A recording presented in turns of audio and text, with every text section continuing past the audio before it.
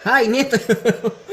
Ito, magbibigay ka, kahango lang, kainit. Palamagin mo muna. Halo-halo mga besh, kung meron kang ube halaya dyan, tara gawa tayo ng piyaya. Kaunting ingredients lang ang kakailangan mo sa paggawa ng dough. 3 cups ng harina, 2 kutsarang asukal na puti, 2 kurot ng asin. Tapos 1/3 cup ng vegetable oil. Mas maganda kung may lard kayo o vegetable shortening. Tapos lagyan nyo ng kalahating cup ng tubig. Haluin at masahin ng maigi. O diba, meron na tayong pampiyaya na dough. Mas maigi kung papahingahin nyo muna yung dough nyo ng mga 10 to 15 minutes. After nun, i-roll nyo at hatiin nyo ng mga 30 grams bawat isa. Kung wala namang timbangan, carry lang yan. Tansyahin nyo na lang mga besh. Mas ma-appreciate mo ang lasa ng piyaya kapag talaga bagong luto. Yung tipong mainit-init pa. Kasi kapag lumamig na, medyo matigas na siya. Ito na yung ating dough. Pinlatin ko lang siya. Tapos naglagay ako ng kalahating kutsarang ube halaya o depende sa inyo kung gano'ng kadami ang gusto nyong ilagay. Then isarado nyo maigi at para walang lumabas. Sa part na to, kailangan mo maging gentle ang pagpaplatin. Dahil may tendency kapag napadiin ka